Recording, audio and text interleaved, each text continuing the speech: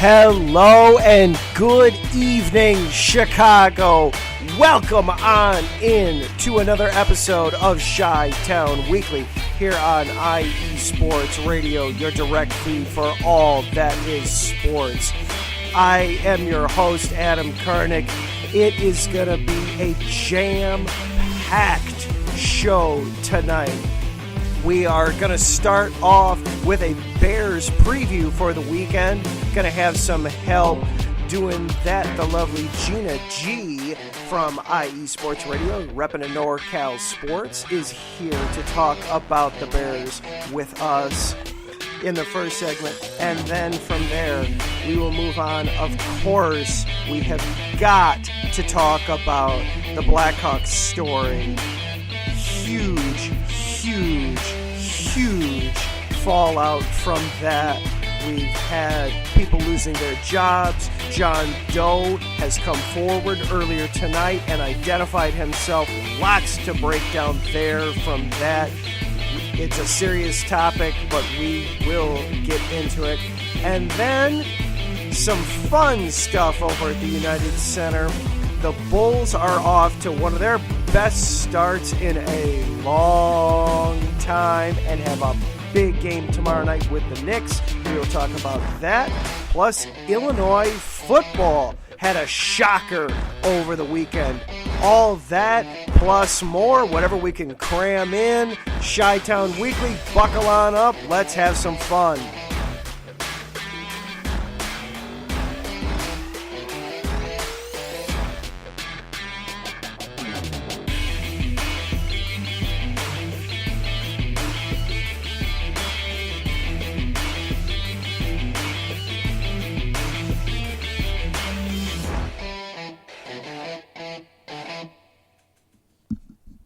And once again, welcome on in to Chi-Town Weekly here on IE Sports Radio, your direct feed for all that is sports. I am your host, Adam Karnick.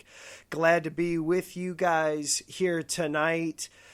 Going to be a lot of emotions tonight on the show. We'll be talking, of course, about the Blackhawk news and going through that. More fallout from the Brad Aldridge investigation. If you hadn't heard, John Doe has come forward and identified himself, so we will be talking about that. We will also be talking on lighter side, the Bulls, their good start. Illinois football pulled off a shocker in Penn State down in Happy Valley over the weekend. But before we do all that, we will, of course, be talking Bears. And we're going to have some help with that this week. But I'm getting ahead of myself just so slightly. Before we go any further, let's acknowledge our sponsors for the week, starting with the Southern California Warriors semi-pro football team. The Warriors dropped one this weekend, 28-12 to the Disciples. They are now 4-5 heading into the final week of their regular season. The world of semi-pro sports is unlike any other sports organizations. Players pay to play in hopes of so many different outcomes, whether it's playing to get filmed, to try out for professional teams, big-time colleges, or just playing to stay in shape. No matter what, all semi-pro players have one thing in common, and that's playing for the love of the game. The SoCal Warriors have been on a quest to earn titles and give players second chances since 2017. Whether you're in Southern California or anywhere in the world, give semi-pro sports a chance if you love your sport. You may get that second chance you've been waiting for as an athlete. Find them on Twitter at SoCal Warriors, Instagram Southern California _Warriors, Facebook Southern California Warriors. And Background Check International Business. Are you looking to hire 3, 2, 1. Are you looking to background check a new hire on? Let Kit Fremen take care of that for you. Kit founded and has managed Background Check International since 1994, and he's here to help you with the screening process. Contact Kit and let him help make the hiring process that much easier. This business is used for professional background checks and not for the use of any crimes, such as identity theft or any other illegal activity. Check out their website, bcint.com, or check them out on Facebook, Background Check International BCI. And IE Sports Radio is available on all the major social platforms. Find us at Twitter at IE Sports Radio, Instagram at IE Sports Radio, or search Facebook IE Sports Radio. And then, of course, this show is available on Twitter at IESRC, or you can follow along with me personally on Twitter. I am at Adam_Karnick. And we are on Twitter Spaces tonight. We've got a few people in there. Good evening, everyone. I know a lot of them are here for our guest, and we will get to her in just a moment.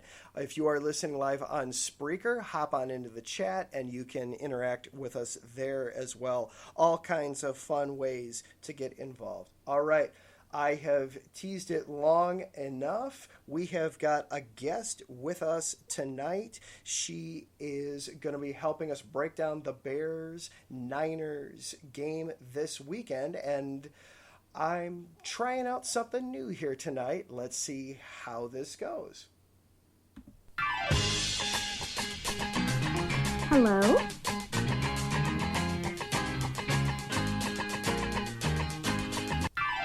She is one of the newest stars at IE Sports Radio, host of Reppin Da NorCal Sports every week on Tuesday afternoons, a member of the 49er Faithful and all things Northern California sports, a big fan of karaoke and Motown. She is Gina G.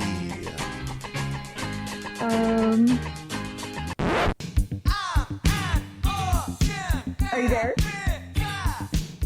Oh. Well, anyway. Gina, you there? Here. Yes, I'm here. Well, I was trying out new technology. It worked on Spreaker. I guess it doesn't come through on the Spaces all that well. How are you doing tonight, Gina?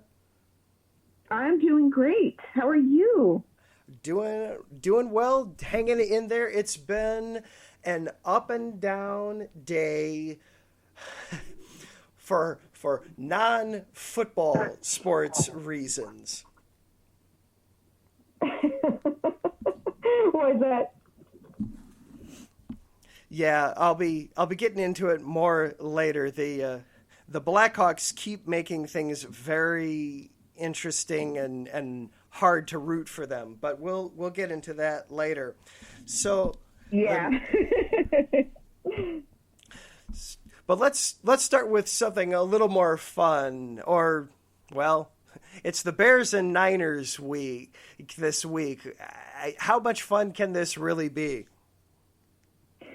I know, especially with the injuries that are going down on both sides. Yeah, the Bears may be without their top three defenders this week. Khalil Mack, Akeem Hicks, and Robert Quinn may all be unavailable for the Bears. That's got to make Garoppolo and Shanahan and everybody else there a little happy, I imagine.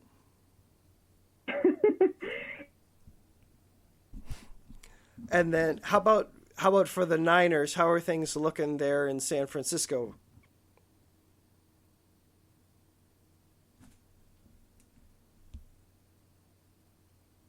Oh, we lost connection with Gina for a second. So the Bears heading into this week, you're looking at for this game, both teams are on losing streaks. The Bears 2 games, the Niners a 4-game losing streak. This has got to be one that when you jump into it at first, you feel like on the one hand, it's encouraging. Hey, we're not doing well, but the other team on the other side is also not doing well. Is this as much a get right game for the Niners as it is for the Bears? That's how it feels to me anyway. Gene, are you there? Oh, still working on reconnecting with Gina. Well, I know for myself looking at this, the Bears, of course, the game in Tampa was, for me, burn the tape. Everything that could possibly have gone wrong in that game went wrong. There's really nothing to glean from going back and dissecting it. They lost 38-3. From the second play of the game, it all fell apart. It all went bad. There was no reason to really dive in any more than that. And then the Niners against the Colts on Sunday night played in a monsoon, first of all. That, of course, is going to affect sorry. Hey! I guess I got cut off. Something happened to my phone. Well, you're back now. That's the important thing. I was just talking about how this feels like it could be a get-right game for both teams. You had the Bears absolutely get their heads handed to them against Tampa last week, and then the Niners are in the midst of a 4-game losing streak. Is this game being viewed out there? Yeah, I don't know where I cut off, but it's been Shanahan's in the hot seat right now. You know, people are fans are calling for him to be fired, John Lynch to be fired. You know, I honestly, I'm more faithful. Don't get me wrong, but it's really bad right now. The regime has really been called under question because it just does not look good. These are games we should have won, you know, pretty easily. I mean, against the Colts, you know, I was calling Carson Wentz trash, and I still think he's trash. You know, like Cardinals, you know, the undefeated team, like we actually came and kept them like under 20 or 30 points. Like it was a close, you know, our defense held them, you know, basically. And the 2 games that we lost, it was like under 3 points, you know, it came close. So we walked into our home opener with 2 wins, and, you know, big and bad. I think I was there at the home opener, you know. I thought that it was in the bag. Green Bay, you know, yeah, they had just had a win, but I thought we were going to destroy them. I would have loved it had you done that. It's so interesting hearing you say that, Gina, because when we hear so much in Chicago, there's a lot of the same talk. Nagy's got to get fired. Ryan Pace has got to get fired. You've got to blow the whole thing up and start over. There are some people already saying that Justin Fields is a bust. So there's a lot of just raw tensions and a lot of raw frustration for everybody right now with both of these teams. Is this though, when you hear that Mack and Quinn and Hicks, 3 of the top defenders for the Bears, might be out, does that give the Niners a sigh of relief, or is it, yeah, but we still have our own problems? Oh, yeah, we definitely still have our own problems. I'm of the mindset, like, now we just found out that Javon Kinlaw is having a possible season-ending surgery. And he's, to me, been a question mark anyway. Like, you know, he missed the last 2 games, and so I don't even know what's going on anymore. And Debo, Samuel, our, you know, top 5 wide receiver in the league, is having issues with his calf. You know, is he even going to be playing? You know, I don't know. Trey Lance just entered practice today. I don't know if Jimmy does so shitty on Sunday, is, you know, Jimmy going to be benched? And is Trey going to come out? Kyle was just in presser today saying, well, we didn't draft Trey to start him all season. Like, we drafted him for the future, which goes to show you that, he pretty much was right about saying Jimmy's our guy. But no one can really take what Kyle Shanahan says to heart. He just talks, in my opinion, like a politician right now. Just everything is to me, his ego is bigger than, I don't know. I don't want to start getting nasty with my words. So basically it just, to me, does not, I'm not, it could go either way. I would not be surprised if the Bears beat us, and by 10 points, so who knows, So it could really go any way depending on how Kyle plays it. I've been blaming Kyle for the past 4 losses. That's it. And in some ways, it's very refreshing to hear that the Bears aren't alone in their misery with their coaching staff and with the way the last couple of weeks have gone. Talk about the quarterback dynamic there. In some ways, there's parallels. The Bears brought in Andy Dalton, then drafted Justin Fields, and went through that. Trey Lance is the one of the 5 first-round rookies that has not been handed the keys yet. Now, he has been injured the last couple of weeks. How has that dynamic been? Well, Jimmy G is our QB1, right? So we have statistically won more games with him being our quarterback, right? So that could work. That works for and against us. However, 2019 shows that we had a better running game. So it's just now Kyle says, well, we drafted Trey for the future. But like I was saying in my podcast yesterday, we've never really, in my experience, being a fan for 40 years, had much of a franchise quarterback stay long term. We've always just moved on. For whatever reason, I'm sure they've had their reasons, but it's just my experience is we never stuck with a franchise quarterback. So I really don't know what they're doing. The Lynchahan era, so far has had shitty draft picks. They've only panned out with Nick Bosa and hopefully, Debo, although he started off with a couple of injuries.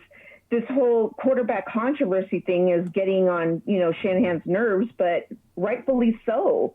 I know your situation over there is a little, different. Andy Dalton, to me, his time in the sun has passed. That sun is set. I think, when I was from an outsider's perspective, I was just give Justin Fields the reins. If we had drafted him, I would have been bye, Jimmy, sit on the bench, or trade him, let's just fucking go with it. And I love Jimmy. I'm one of those people that probably got hated on, last year or the year before, because I was a Jimmy G believer. I still feel he has something left in the tank, but, and that's based on statistics. Maybe people aren't statistic people, but, he did win games. So however you look at it, whatever. But that's why Kyle keeps going with him. And now Kyle's stuck with him. Kyle keeps going, standing by his man. Well, this is what happens when you stand by your man. Yeah. So for this game in particular, with this setup, how do you feel? What's the game plan going to be for San Francisco? For the Bears, I feel like offensively, they have to run the ball because that's what they do well. For as bad offensively as they are as a whole, worse than the league in scoring, one of the bottom teams as far as passing the ball, barely over 1,000 yards through 7 games now. They are a top 10 running team, so I feel the Bears are going to have to run the ball if they have success. What's the San Francisco path to victory for this game?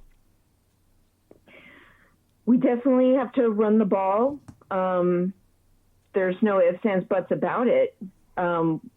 We have a spark in Elijah Mitchell, our rookie. And, last week there was excuses of, the weather and this, that, and the other. But obviously Carson Wentz was able to throw, and the Colts were able to score. So we just need to make sure we don't have turnovers and those damn defensive, pass interferences. Those PIs really, really hurt us. And the refs are looking to just to throw the flags on us because that's what we're known for, and they were right about it. They were right. We did commit those, but we just got to clean those up. I think they were practicing them, running those in practice, and clean that up and run the ball and just have some leadership in the locker room. I mean, is Kyle leading? Is Jimmy leading? I mean, where's the leadership? So, yeah. So we could have very much an old-fashioned millionaires in the mud, 3 yards and a cloud of dust kind of game this weekend is what it sounds like.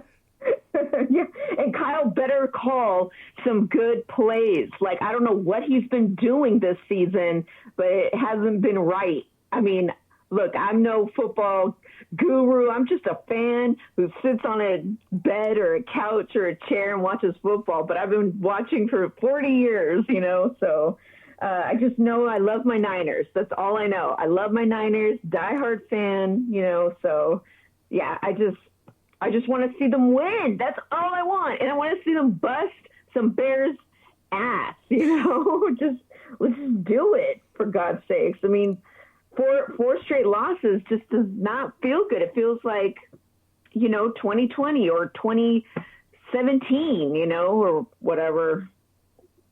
Yeah, and especially in that division, you cannot afford to fall behind too much. They all may already be too far behind to catch up to the Cardinals, but they've got to do whatever they can to stay in the playoff race in the NFC at this point. All right, well, Gina, I have got to take a quick break and then have some not fun stuff to go through, but this was fun. Thank you for hopping on tonight and giving us the San Francisco view. I appreciate it. Thank you so much for having me, Adam. This was fun. All right. You are welcome back anytime, Gina G. And Gina, where are you available on Twitter? I'm at Reppin Da 415. There you go. And she is right now on Tuesday afternoons, 3 o'clock here in the Central, 1 o'clock out there in Pacific. All right. We are going to take a quick break. And then when we come back, the Blackhawks had a game at United Center tonight, but that is not the story. We will talk more about that coming up. This is Chi-Town Weekly here on IE Sports Radio, your direct feed for all that is sports.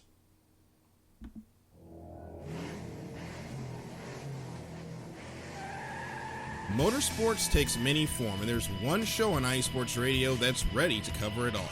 I sure hope you're talking about you and I, Daryl, because I know the Extra Mile is the best place to go for everything motorsports related. Yes, it is. From NASCAR to IndyCar to sports cars to everything in between, IE Sports Radio has everything covered for the fastest sport in the world. Plus, don't forget all of our random shenanigans along the way. That's right, Caitlin. So for plenty of motorsports coverage and plenty of Caitlinisms, check out the Extra Mile on IE Sports Radio with Daryl Kingston Jr. and Caitlin Seen, Thursdays at 8 p.m.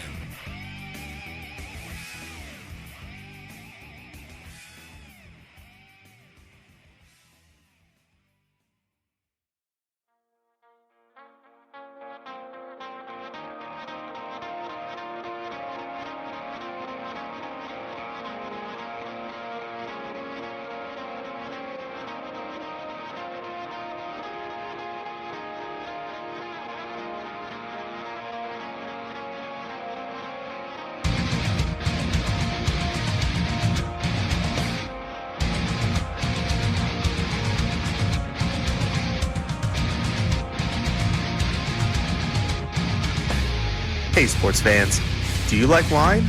Well, we've got the show for you. This is Let's Wine About Sports, a show where we talk about wine and sports simultaneously. From the classic Cabernet Sauvignon all the way down to the grapes that you've never even heard of before. Oh yeah, we cover it all. And we'll talk about a little bit of sports as well. Football, hockey, collegiate, women's sports, it doesn't matter. We're going to talk about it all, and we're going to whine about it all. So join me Monday at 8 p.m. on IU Sports Radio, your direct feed for all that is sports.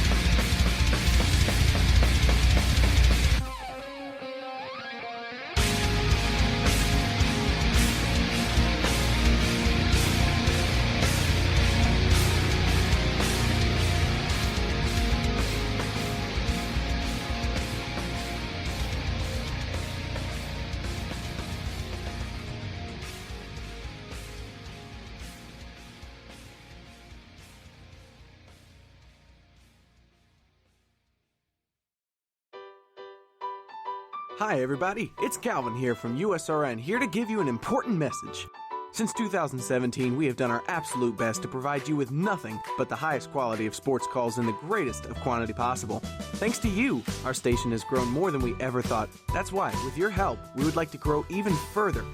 Just think, twice the amount of your favorite calls, 24 hours of coverage, talk shows, play-by-play, game-by-game analysis, and so much more. That's right, USRN2 is officially in development, but we can't do it alone. We have set up a GoFundMe page that you can access from our homepage on the left of your screen. We also are planning special giveaways and prizes to our highest donors. Our goal here at USRN is to bring you the best calls possible at no cost to you. In order to continue to do that, we need your help now. Please check out our GoFundMe page, and if you would like to know how you can help, you can email usrnradio@gmail.com. Without your support, we couldn't do what we do.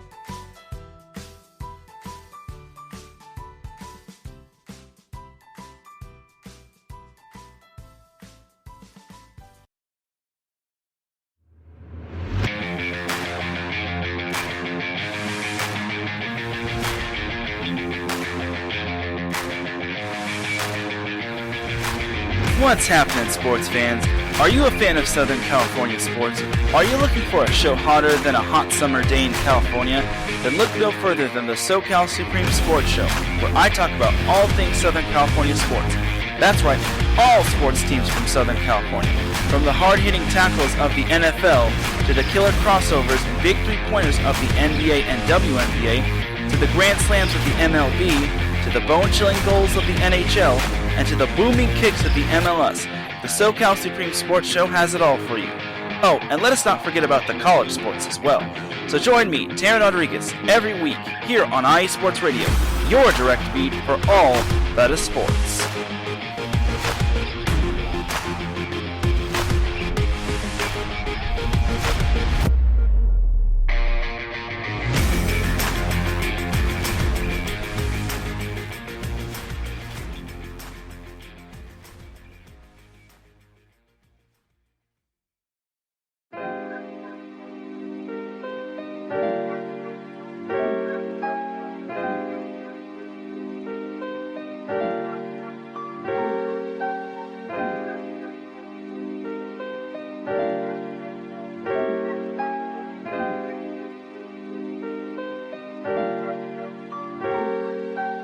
Hello, ladies and gentlemen. My name is Davidson. It's your boy, Dentarius Locke. And we are the hosts of Fast Break here on IE Sports Radio, where we discuss everything in the world of basketball from prep to the pros. You guys should definitely check us out, man. Sunday, 8 p.m. Eastern, 5 p.m. Pacific. We got all the basketball information you guys need, so we look forward to you guys listening in. And please do, because we are the best basketball show on this side of the Mississippi. And please do check us out on Twitter at FastBreakISR. D-Lock, where's our time again? 8 p.m. Eastern, 5 p.m. Pacific. That give you guys plenty of time on a Sunday. Tune in.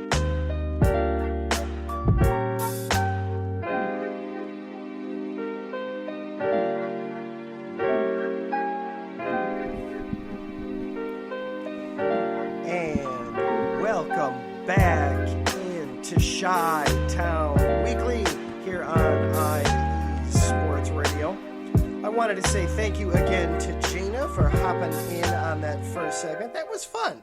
Had some good fun there, talking back and forth, commiserating about how bad our favorite football teams are right now. But now we got to jump into a much more serious topic.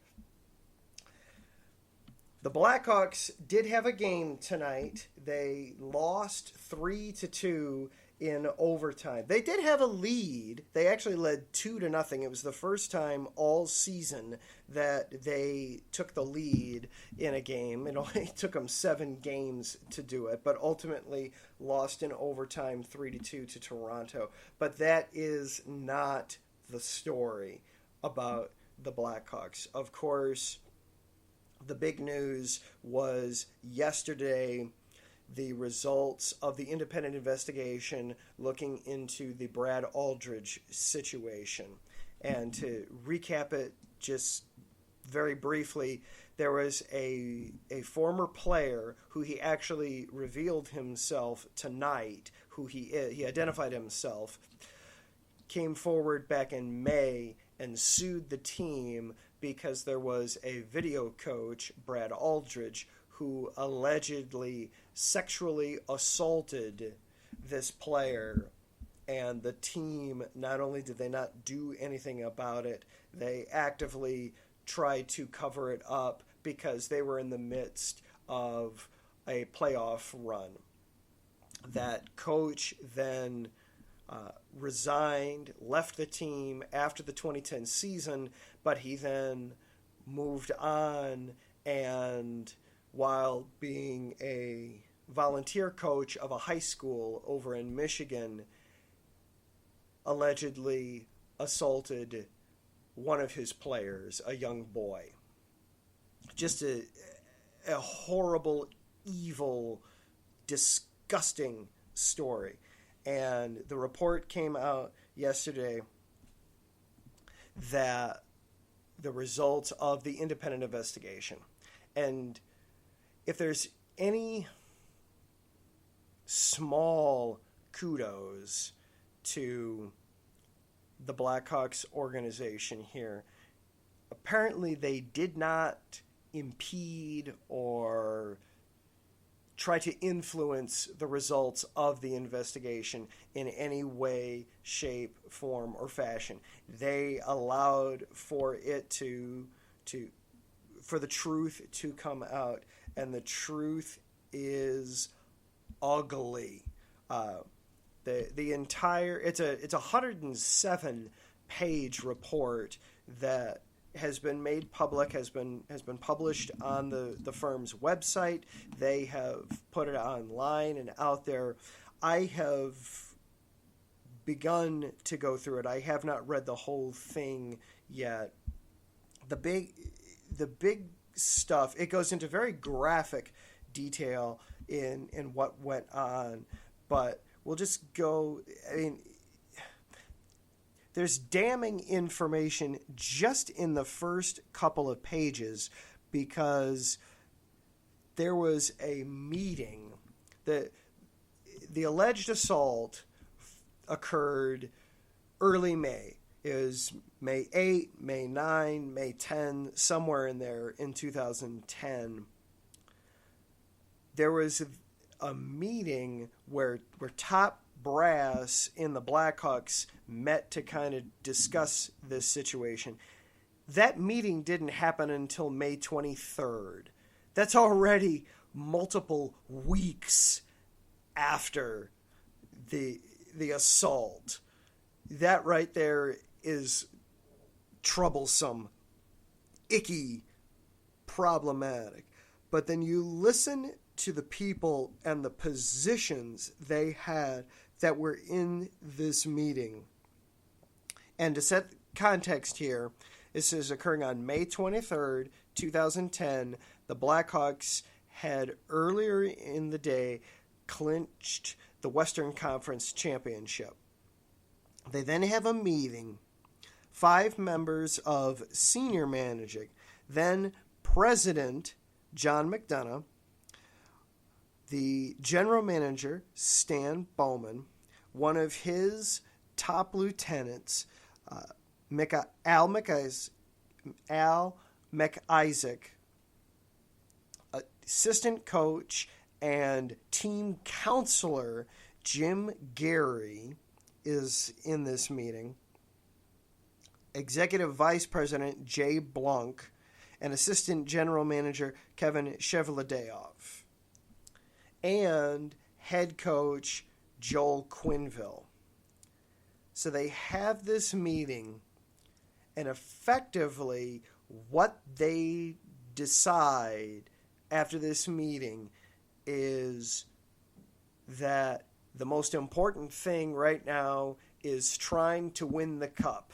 That this story just needs to be ignored, needs to go away, because there's a championship to go win. The player, John Doe, was 20 years old at the time. He revealed himself tonight. He identified himself. His name is Kyle Beach. At the time, he was in the Blackhawks minor league system. He was in their American Hockey League team, the Rockford IceHogs.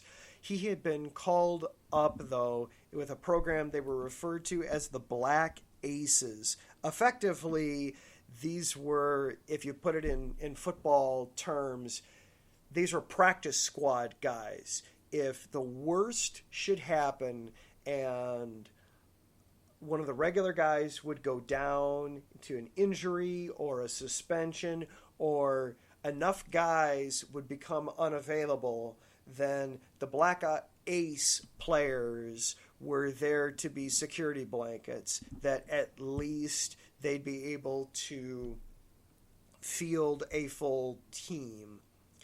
The Black Aces didn't practice with the Blackhawks. They did travel with the Blackhawks, but they didn't have regular interaction with most of the coaches. Mostly they were working with Rockford IceHog coaches, except for this video coach, Brad Aldridge. He was effectively the go-between. And Aldridge managed to position himself as the gatekeeper. He presented himself that, look, I have Coach Quinville's ear. If I like you, I will make sure that you get on Coach Q's good graces. But if I don't like you, you're never going to see the NHL. That's one of the prevailing things that comes through this report, that Aldridge managed to present himself as owning the future of these players. And for Kyle Beach in particular, and now that we know officially who John Doe is, Kyle Beach, to give a little bit of background, he was a first-round pick of the Blackhawks back in 2008. So he was somebody that obviously the organization had thought highly of. He's from Canada originally. He had come up through Canada's major junior system, played in the Western Hockey League for a couple of different teams, never actually got in to the NHL. He never got any further than basically the Black Aces. And you wonder if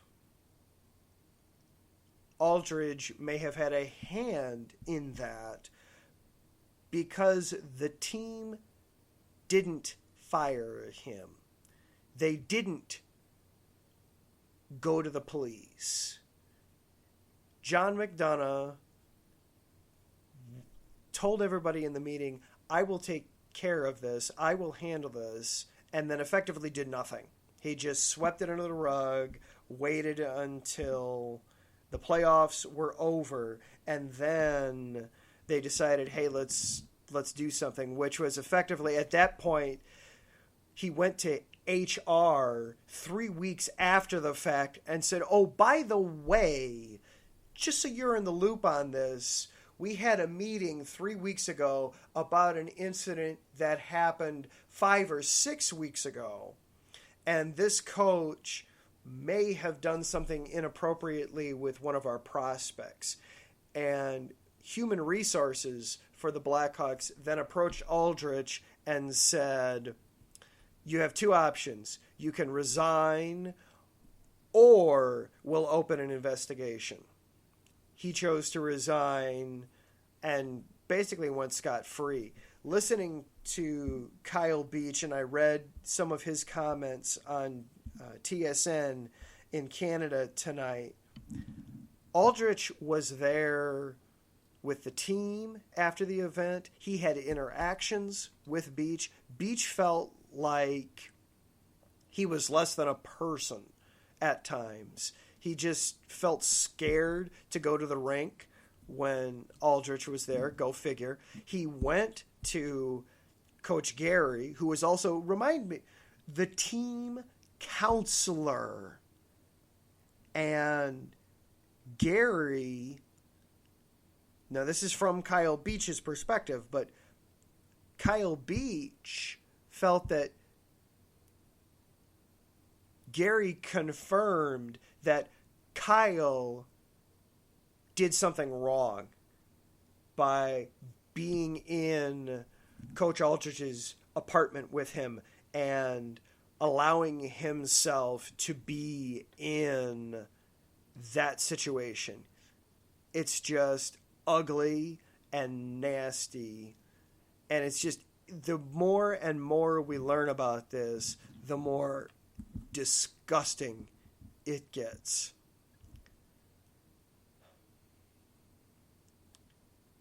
That 2010 Blackhawks team was special. I started getting into hockey just a little before that. For those of you who don't know, I host a show with a friend of mine, Zach Popoulos, on Tuesday nights where we do, it's the Neutral Zone. It's the hockey show here on IE Sports Radio. And I talked about in our first episode a few weeks ago how I got into hockey. The short version is I was in college and was doing intramurals. And hockey came up, and I wanted to know more about hockey, so I started watching Blackhawks games on television. This is about 2008, 2009, right as that team was getting good. And the 2009-2010 season was very special. It was a really good team and a fun team, and the buzz and the excitement and the energy around that team, you could feel it. Suddenly, you know, the Blackhawks were just 6 years removed from, you couldn't give tickets away. The city couldn't care less about the Blackhawks. And now suddenly United Center is sold out every night. We're all hooting and cheering and going nuts every time Taves and Kane and Keith and Seabrook do something and put the puck in the net. We're all singing Chelsea Dagger and all this excitement. And now come to find out this was going on in the background. It's a weird place to be in. I still love hockey. I love that I've been introduced to the game and I'm learning more about the game, and it's become probably my number 2 sport. Baseball is still up there. I've known that one longer, but hockey's gaining ground.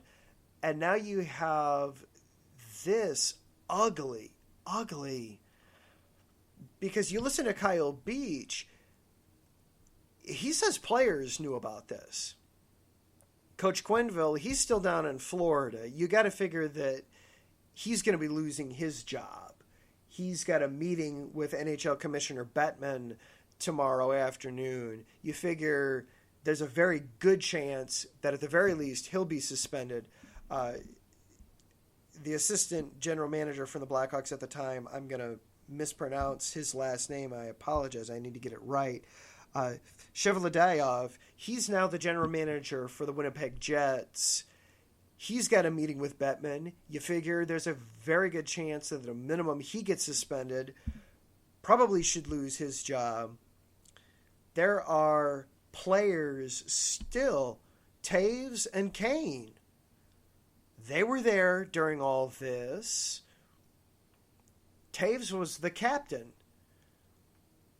Should he face something? At the very least, you feel like he should face reporters and have to ask questions. Duncan Keith, he's no longer with the team, but he's out in Edmonton. He was there at the time. Should he have to face up to this? What did he know? What did he do to try to do this? Anything?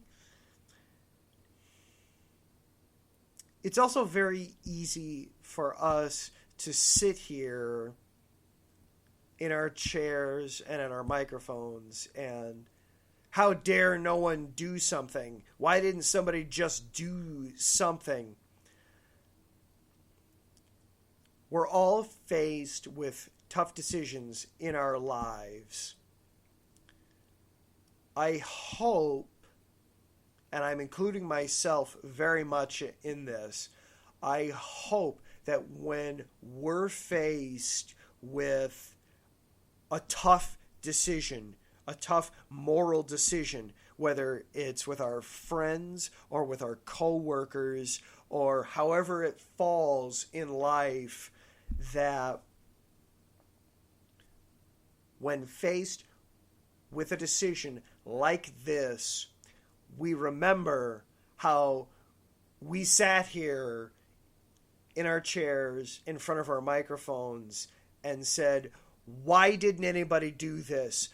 Why does your job shouldn't matter more than this? This is somebody's life. This is somebody's kid. How dare you put yourself and your job in front of that? I hope we all remember that feeling and that energy when we are faced with that. And I don't mean that as any kind of apology for what the Blackhawks did. What John McDonough, Stan Bowman, Joe Quenneville, etc., what they all did was despicable and wrong. And they should all face punishment for it.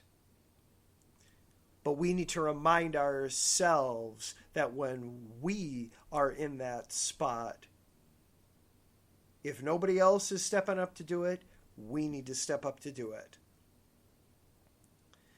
All right, I'm going to take one more quick break here, and then when we come back, we'll finish on a lighter side. The Blackhawks aren't the only team in the United Center, and the Bulls are doing significantly better than the Blackhawks this season. This is Chi-Town Weekly here on IE Sports Radio, your direct feed for all that is sports. Hey, what's up, sports fans? You're looking for a different type of sports talk show, something you haven't heard before, you got to check out the BS3 Sports Show every other Saturday on 2 Live Stews Radio, 1 p.m. Central Time, 2 p.m. Eastern. Sports talk at its finest. Always have great guests, playing some good hip-hop. You don't want to miss it. Make sure to tune in to the BS3 Sports Show every other Saturday at 1 p.m. Central Time, 2 p.m. Eastern.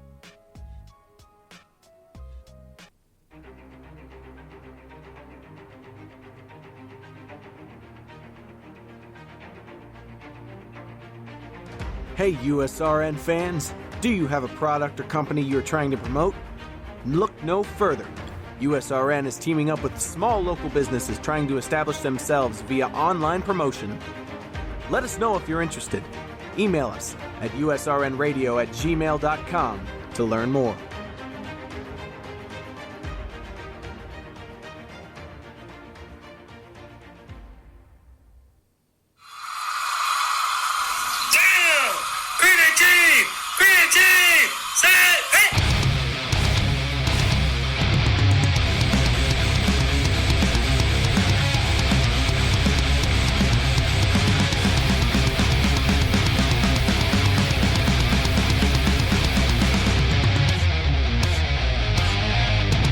What's going on, football fans? This is me, your boy Larry, inviting you to join myself, Colin Reynolds, Mike Pat, and John Felipe for one of the most electrifying football shows you have ever heard.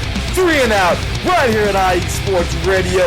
Recap of the week before, a preview of what's to come, and of course, 3 hardcore head-to-head prime-time face-offs each week. You don't want to miss it.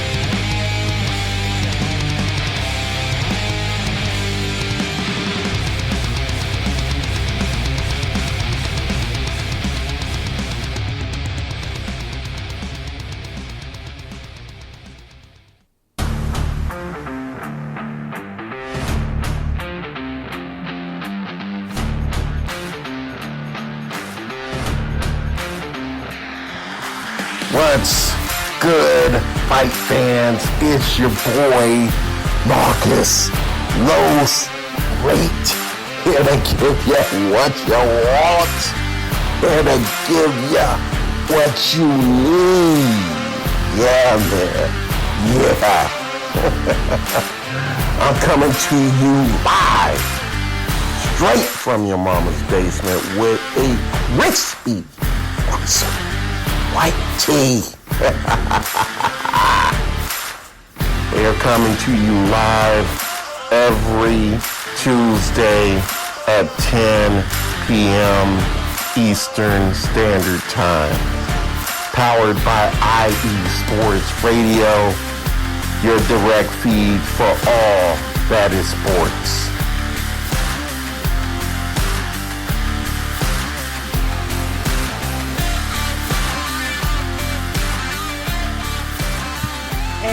Welcome back into Chi-Town Weekly here on IE Sports Radio, your direct feed for all that is sports. Before we get any further along there... What is going on, everybody? My name is Harrison Glazer, and we're coming at you. Sorry, pressing one too many buttons at once here. Technical difficulties. So before we move on from the Blackhawks...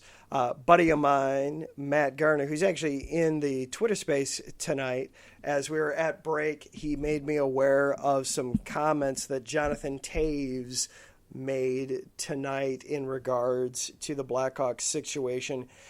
He called former general manager Stan Bowman a good and trustworthy person, and that Bowman should not be complicit in this case. Yuck. Tone deaf on the part of Jonathan Toews.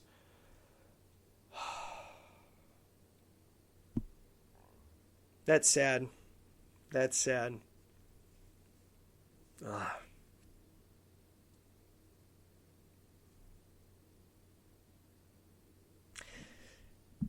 It's going to be hard to watch and enjoy the Blackhawks for a while now after all of this. There's just so much bad attached to the team with this story.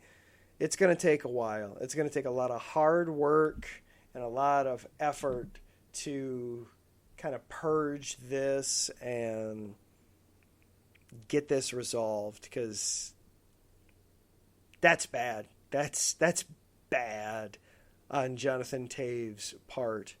So, and he is entitled to his opinion. He's entitled. He was asked the question and he answered it.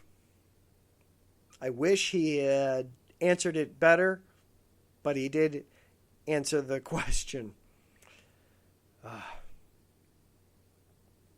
But the Blackhawks are not the only team in the United Center, and their United Center mates, the Chicago Bulls, are off to a heck of a start this season. 4-0, best start since the Jordan era. Yes, 2 of the 4 wins are against the Pistons. They also beat the Pelicans and the Raptors. Still, this is a team that hadn't been above .500 in close to 5 seasons, to just even have their heads above water. And now 4 games over is fantastic. Huge game tomorrow night at home against the Knicks. I was chatting a little bit with Harrison and Pierre from the show that never sleeps earlier today. They were on at 7 o'clock tonight instead of their usual 5 o'clock tonight. Chatting back with them about it. They are excited for the game tomorrow night, too. We're going to see Derrick Rose and Tibbs and Taj Gibson, of course, coming back. Joakim Noah getting his recognition from the team. And then the on-court product should be really good. You know, finally, the Bulls and Knicks, that was a historic rivalry 30 years ago. Lately, it's been junk. It's been trash. We might get something. Now, Zach LaVine, I know, had an MRI on his thumb. He is going to be playing hurt for a while. He's not having surgery yet. He's going to try and play through it. I saw Joe Cowley tweet out, Bulls reporter, tweet out that if he were to have surgery, you're probably looking at a 6 to 8 week recovery period there for him. So hopefully he won't need surgery. But so far, so good for the Bulls. DeMar DeRozan, Lonzo Ball are fitting in great. There's chemistry with the team. This team is starting to take shape. Early returns are very, very, very good. They've got a tough road ahead coming up in the month of November, but still exciting, encouraging things from the Bulls. We'll see what comes of it. All right, that is going to do it for our show tonight. Want to say thank you again to Gina for hopping in and talking Niners with us. It was very fun. We had a good time there. Thank you to Larry and everything he does at IE Sports. Thank you to everybody that hopped in the Twitter space. There were quite a few people coming in and out, so thank you for doing that and interacting with us that way. Congratulations to University of Illinois. Shocking Penn State over the weekend. A 9 overtime game.